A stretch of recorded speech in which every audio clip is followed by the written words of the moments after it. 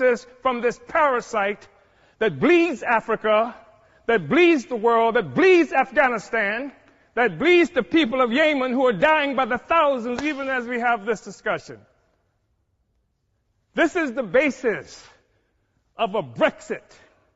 It can't stand together anymore because the host is rejecting the parasite.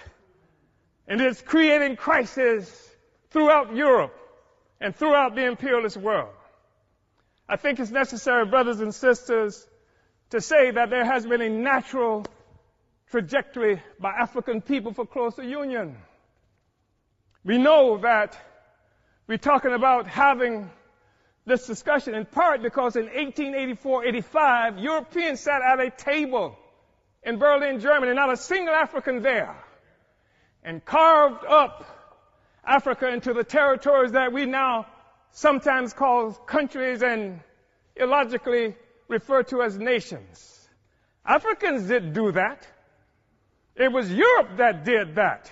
It was Europe and imperialism that required Africa to be divided so that the resources of Africa, both human and material, could come and pave the streets in London and grow the buildings in Amsterdam and bring clean water to New York, while the streets in Sierra Leone are not paved. And the people in Sierra Leone do not have clean water. And there's no national electric grid there.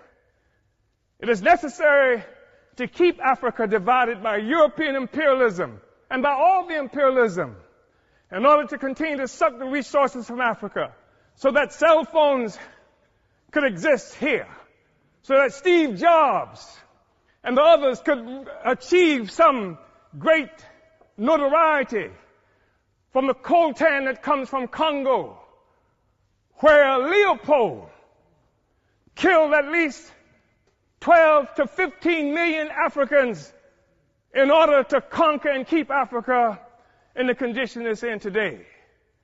We talk about a united Africa and African Union because of what European imperialism has done to Africa to keep us divided.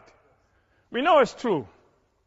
We saw 100 years or so ago, Marcus Garvey organized the Universal Negro Improvement Association and African Communities Leagues that stretched across the globe. More than 11 million African people everywhere were connected to this.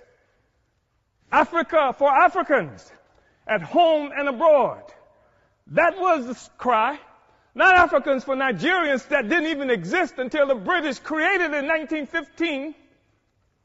And Flora Shaw, the mistress who would become the wife of Frederick Lugard, came up with the name nigger area. Not this false national consciousness that has been imposed on Africans around the world. So that when the Portuguese found shrimp on West Africa and then named it for the Portuguese word for shrimp, Cameroon, it is not true that they are shrimp despite the fact that the people call themselves Cameroonians today. It is a false national consciousness. The false national consciousness that created the American Negro, that created the Black Brit, and the Afro-Swede. We are one Africa, one nation, and we must have closer union. But in order for that to happen, it has to be a revolutionary union. The Organization of African Union, created on May 25th, 1963 in Addis Ababa, Ethiopia, was part of an effort to circumvent efforts by Kwame Nkrumah to build a single union of African states. And instead, we come up with an Organization of African Union that codified the colonial borders that were created by Europe in 1884 and 85. We have to be able to break out of this, but it's going to take revolution in order to do this. African revolution in order to do this. African revolution that will destroy imperialism and the world economy that's responsible for the growing immiseration of the masses of people around the world. Uhuru.